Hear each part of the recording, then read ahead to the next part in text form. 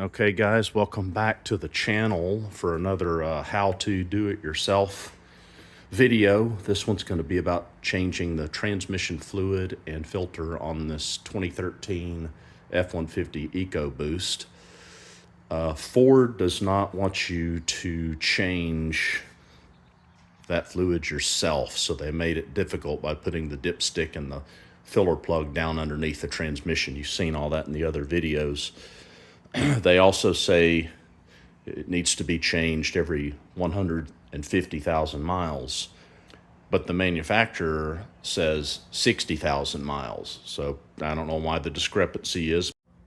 There's tons of other videos out there on how to do this. Watch those and add this information to it. I'm going to give you a couple of tips that are not in those I think will help you. One is this is not an option. Use that Mercon oil there. Don't try something else. Just use the good stuff. You're going to need about 8 quarts of it. Basic tools here. You're going to need an 8mm to take all those bolts out of the pan, because we are going to drop the pan. You're going to need a 19mm wrench to take that filler nut and dipstick off, and they're on there real tight. So use a 12-point closed-in wrench first and get leverage on it. You may need a cheater bar or using the second wrench trick, if you know what I mean. Then after that, I just like to use this ratchet wrench because it's easy to get to. That thing is by the catalytic converter, and they do get hot. But here's tip number one. Tip number one is go ahead and loosen it and take the dipstick out with the engine cold. Just get familiar with how it comes apart. Wipe it off, put it back in, get a reading. It's going to be real high. You're going to see there's an A and B mark on it. It's going to be all the way up to the top of the plastic thing, and that's because it's cold and all the transmission fluid is down in the pan. Then what you want to do is put it back in, snug it down. It doesn't have to be tight, just snug it down, and then take it for a drive. Get the transmission up to about 200 degrees. Might not even be able to get it there. I think I got mine up 200, 201, somewhere around there's fine. That's when it's hot, and then bring it back home on level surface and leave it in park. This is real important. You have to check the hot running temperature with it in park at 205 degrees or close to that.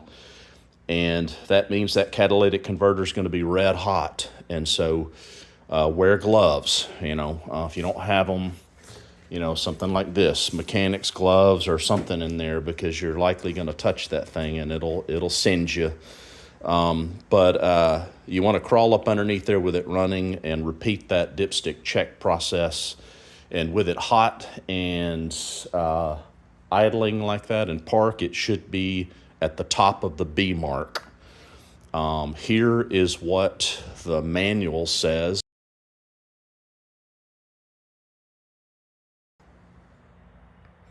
Okay, notice they're indicating the top of that B mark.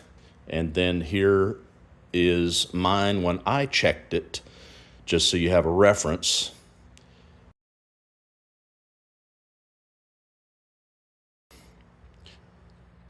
Okay, notice that is right in between the A and B mark. That's not terrible. It should be up in the B mark, but that just means that I've been running a little bit low and didn't realize it. Not critically low, but we're going to need to raise that a little bit when we refill it. We've got our new filter. Got this off of Rock Auto. This is Motorcraft OEM. Don't use anything else. Felpro is a decent manufacturer for our new transmission pan gasket. All right, here's tip number 2 is use zip ties to temporarily hold the gasket onto the pan as you position it up onto the transmission. That way you don't have to worry about it sliding around and the holes getting out of alignment and stuff like that. It's real quick and easy to do, and once you get several of the bolts in place, not tightened down, just thread it in, then you just cut those zip ties and pull them out of the way. It just makes things a little easier.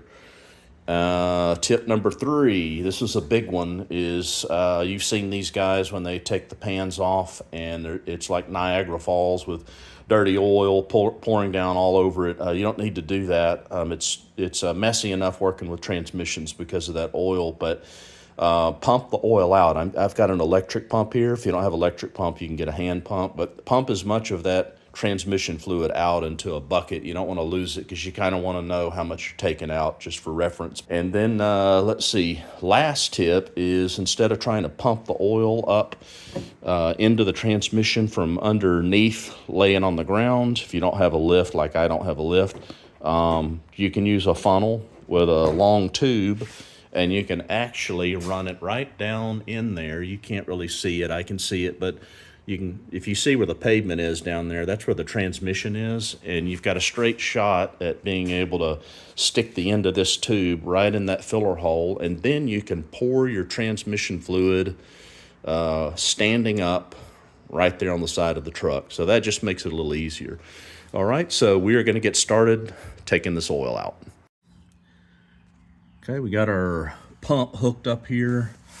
You want to make sure that you get it pushed down into that filler hole pretty good where it gets near the bottom of the pan.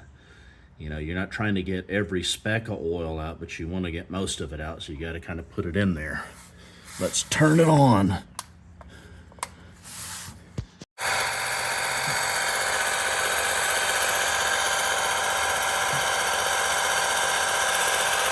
Pumping pretty good.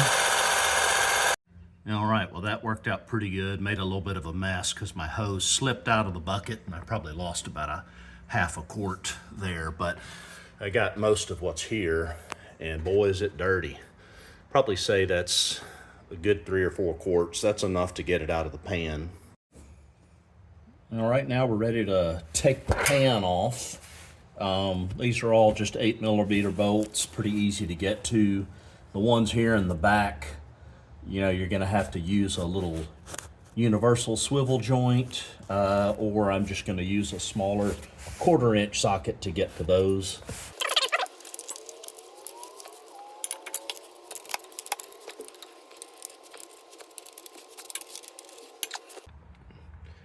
Turns out we did have enough oil in the back that I went ahead and put the little foil trick over the cross pipe anyway.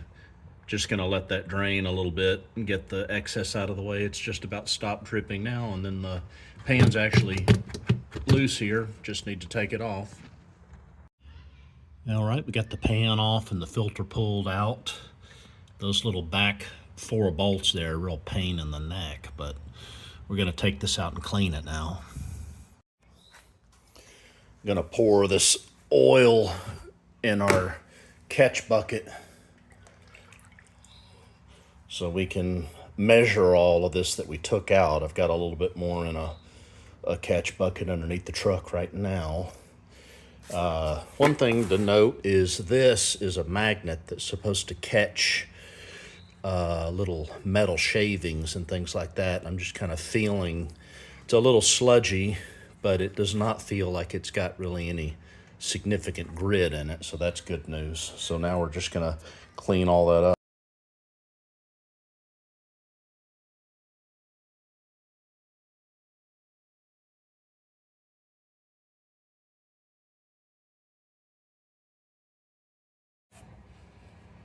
Yes, sir. This idea worked like a charm. Just cut them out like this. There's one on the other side too. Don't want to forget about it. And you just put the screw in. Have to remember that trick. That's a good one. Somebody else mentioned that on one of the Facebook groups, and I thought it was a smart idea, so I tried it. And as you can see, it works.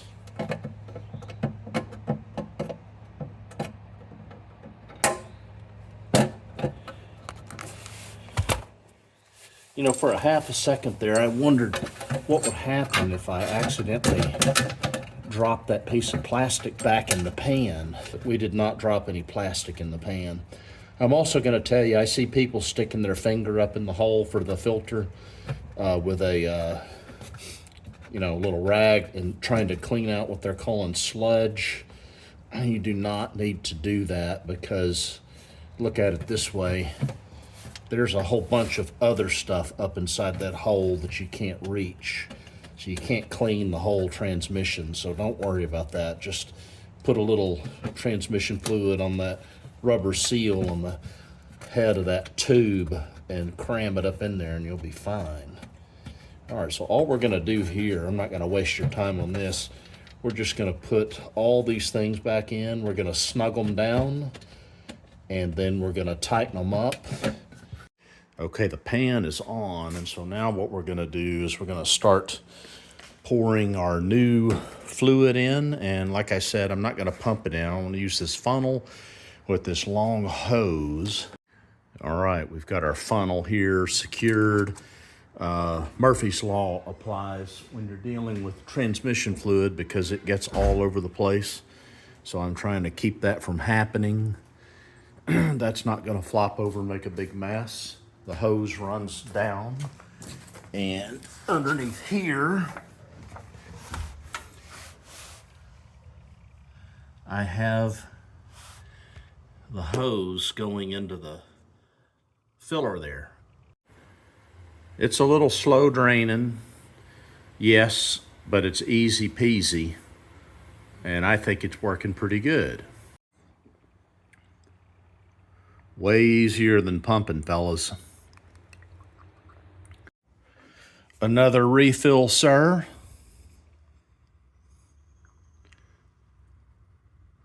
Also, here's something you can't do if you're underneath the truck.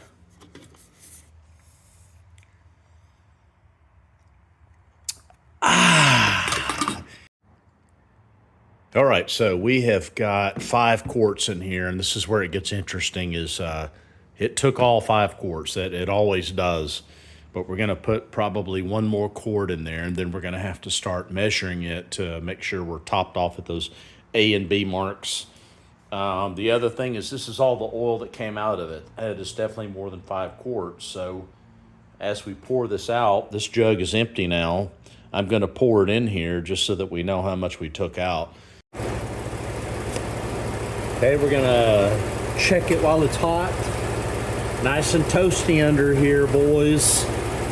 Don't want to touch this catalytic converter there. It's pretty hot.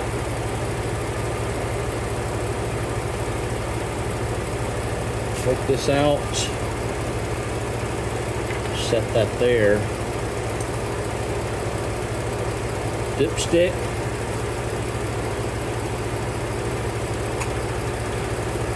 See it down in there. Pull it out. What do we have? Woo, we're pretty full. Looks like we're above the B. Maybe too full. Okay, so just closing this out here. Test drive, everything's running good. We overfilled it a little bit. I think we took out about 6 quarts, and we tried to put back in about 7.5, and that was probably a little too aggressive. But we'll drain a little bit of that out. Now that you see how you measure that, you measure it hot with the dipstick in park. We did that a couple of times here. Hope this helps you guys. Combine this one with the other videos that you see, and hopefully this will kind of fill in the gaps, give you a couple of tips, make it easy. But get that transmission fluid changed and the filters in there, and transmission will last longer. All right, thanks for watching, guys, and we'll catch you on the next one.